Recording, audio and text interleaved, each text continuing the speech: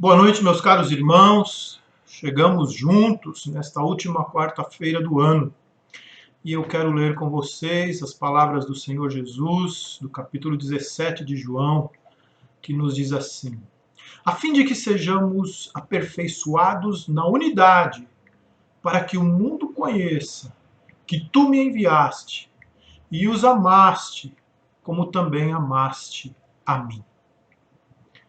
Quero orar com você. Pai, como é bom lermos essas palavras de Jesus e sabermos que o Senhor nos amou como ama o teu Filho. Pai, que à luz desse amor maravilhoso que o Senhor derrama por nós na pessoa de Cristo, nós entendamos o que é a unidade da tua igreja e nos esforcemos, Senhor, para crescermos em unidade. Obrigado, Deus, porque o Senhor proveu para nós a igreja, porque o Senhor construiu, inventou esse ambiente onde podemos ser livres e um no Senhor. Muito obrigado, Deus. Ensina-nos a compreender, ensina-nos a amar e ensina-nos a sermos a tua igreja, Senhor. Em nome de Jesus. Amém.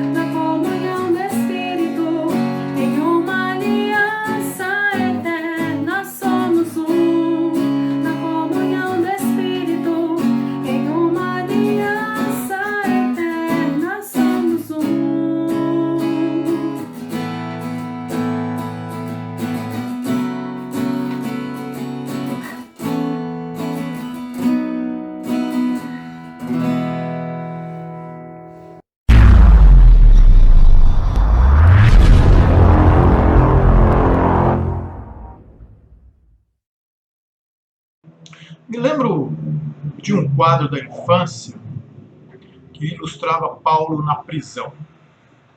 Não sei se você se lembra desse quadro, se já viu esse quadro, mas era um quadro em que ele estava sozinho, escrevendo algo, e o título do quadro era Paulo na prisão. Com aquela imagem na mente, e pensando no ministério do apóstolo Paulo, até imaginamos um homem solitário. Provavelmente essa nossa tendência de olhar assim para Paulo como um homem solitário tem a ver com o nosso imaginário do herói que Hollywood plantou na nossa mente. O homem solitário que resolve tudo sozinho, que nunca depende de alguém para alguma coisa, ele se basta, ele é ideal.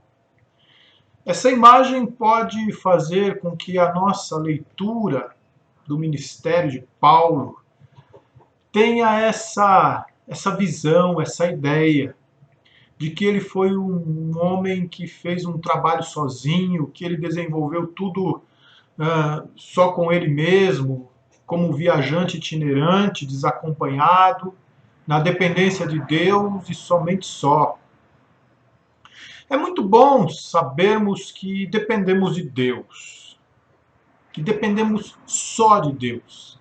Mas Deus nos atende através de nós mesmos. A companhia de Deus em nossa trajetória ministerial, em medida muito elevada, se dá através dos irmãos que nos acompanham o tempo todo.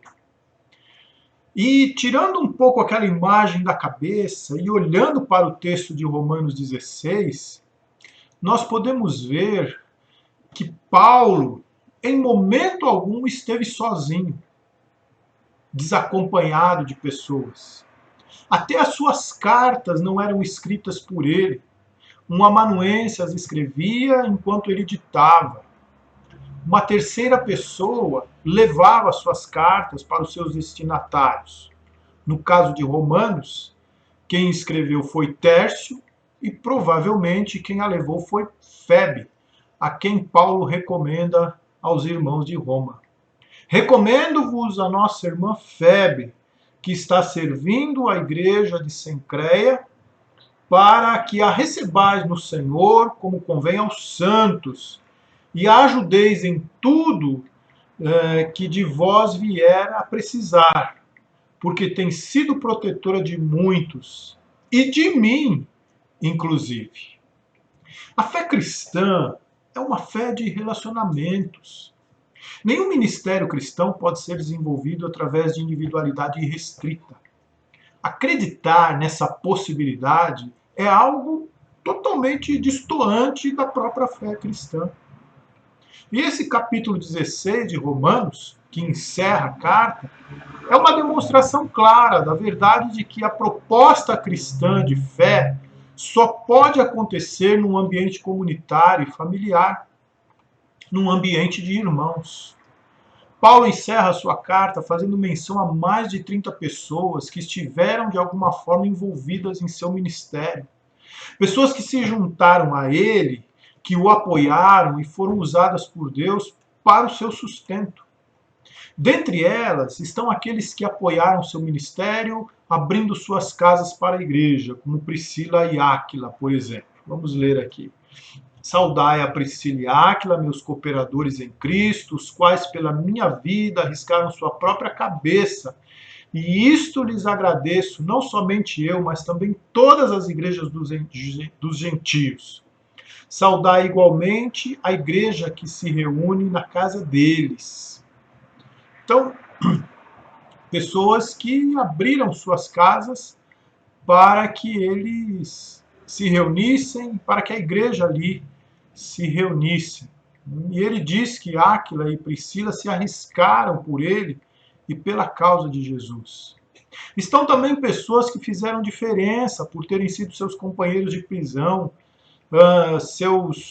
ele fala seus parentes, no texto está parentes, mas são pessoas da sua linhagem, são judeus como ele, eram judeus e não necessariamente parentes familiares. Veja aqui. Saudai meu querido Epêneto, primícias da Ásia para Cristo. Saudai Maria, que muito trabalhou por vós. Saudai Andrônico e Júnias, meus parentes e companheiros de prisão, os quais são notáveis entre os apóstolos e estavam em Cristo antes de mim. Estavam entre essas pessoas aqueles que eram seus amigos, outros eram missionários e apóstolos das igrejas, pessoas que Paulo conheceu, que já exerciam o ministério cristão antes mesmo deles. Saudai Urbano, aqui, saudai Ampliato, meu dileto amigo no Senhor. Saudai Urbano, que é o nosso cooperador em Cristo, e também meu amado Estaques. Saudai Apeles, aprovado em Cristo. Saudai-os da casa de Aristóbulo. Saudai meu parente Herodião.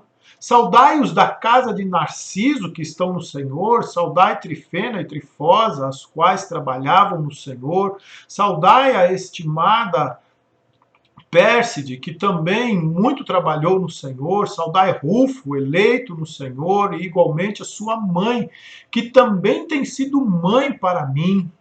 Saudai Assíncrito,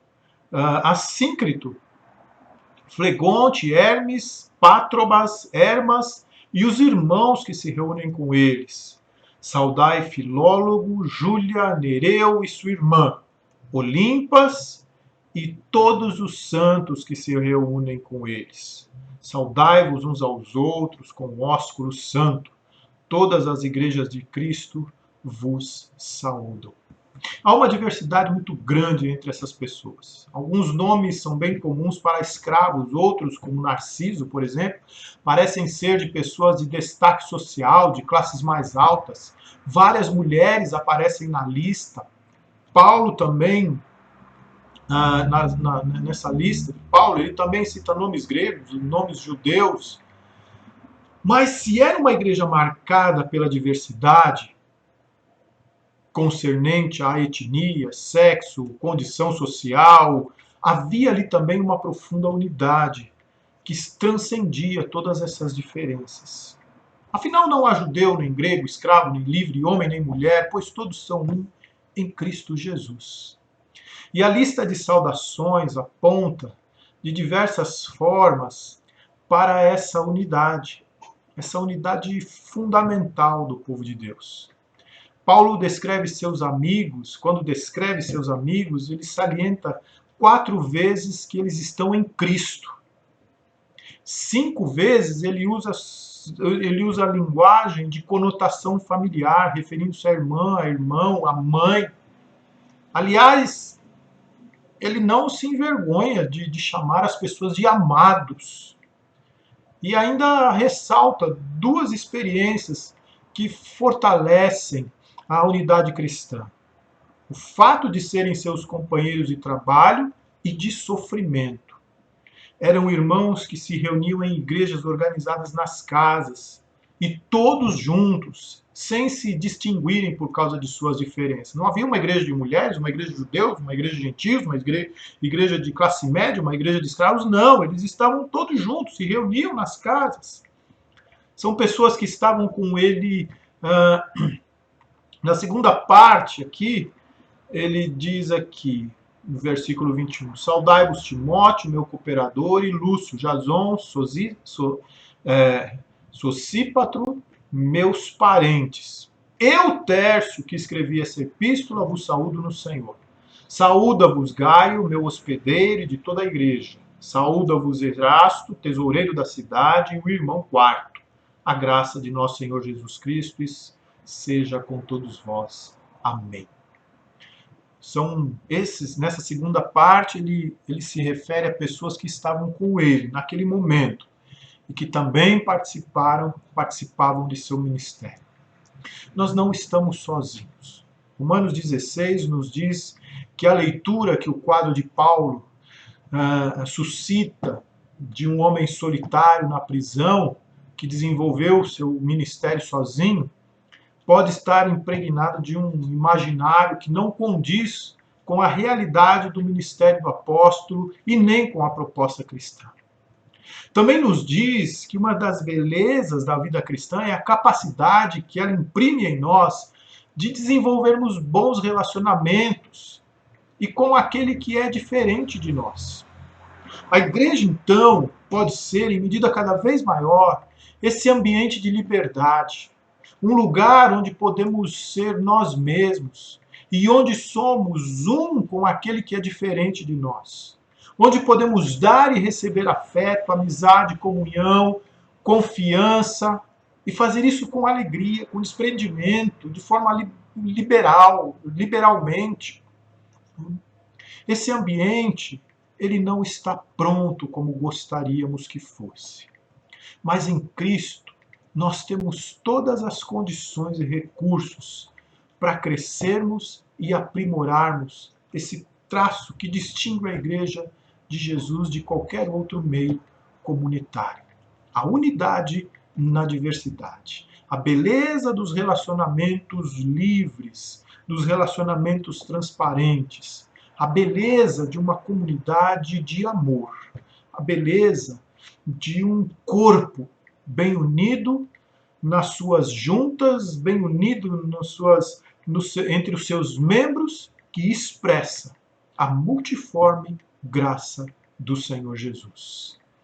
Paulo termina, ora, aquele que é poderoso para vos confirmar, segundo o meu evangelho, e a pregação de Jesus Cristo, conforme a revelação do mistério guardado em silêncio nos tempos eternos, e que agora se tornou manifesto e foi dado a conhecer por meio das escrituras proféticas, segundo o mandamento do Eterno para a obediência por fé entre todas as nações, ao Deus único e sábio seja dada a glória, por meio de Jesus Cristo, pelos séculos dos séculos. Amém.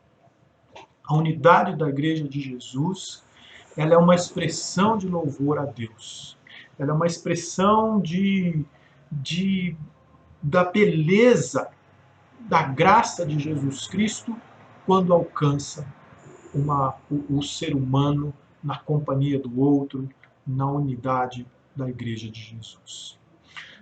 O meu apelo a você nessa noite é o seguinte: se há ainda em você alguma resistência, algum receio de se aprofundar nos relacionamentos que podem acontecer entre os membros da igreja, entre os irmãos em Jesus, procure falar com Deus sobre isso.